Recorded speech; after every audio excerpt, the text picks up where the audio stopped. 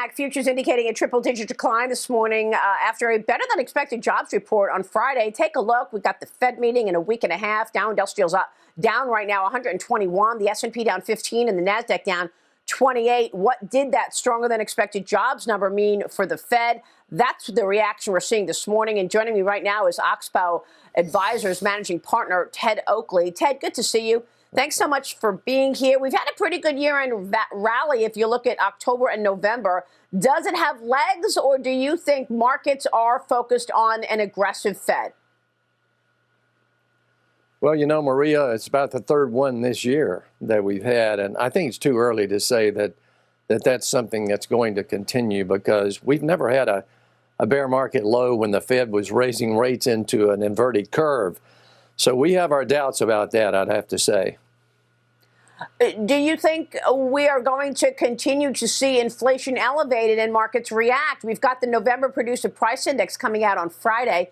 The expectations right now is for the PPI to be up 0.2% month over month and 7.2% year over year. And then we've got the December Fed meeting the week after. So what are you expecting from year-end markets?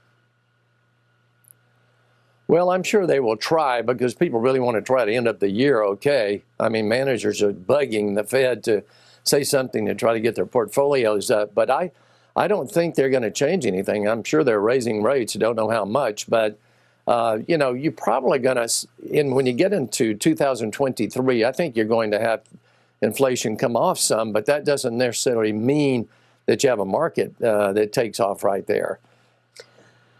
How are you invested, Ted?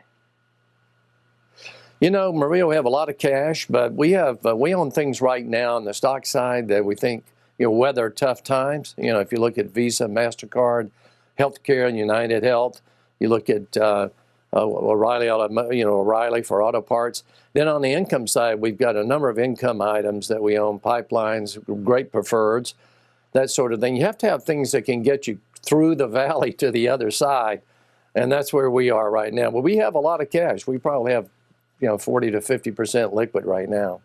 Yeah, interesting piece in the Journal this morning about these markets and how the Dow has been doing much better than others. Look at Apple, which, of course, has been showing real volatility as it apparently discusses moving some production out of China. Tell me what kind of a year you're expecting in 2023. Do you want to look for opportunities in industrials or big tech, or do you want to keep that high cash level given an economy that is weakening? You know, Maria, I think sometime in 23, you could have a really great buying opportunity all the way around, not just industrials, but almost everything, you know, financials. And you'll see as you go through, we just don't have the time right now. It's interesting. I've never seen people so desperate for a market low right here and try to time the Fed. It doesn't give us the idea that that's low right here. But I do think in 23, it may be, second, third, fourth quarter, but there should be a great buying opportunity, I would think. All right. So you're expecting us to go lower before that buying opportunity exists. Ted, it's good to see you. We'll be watching all of that. Thanks so much.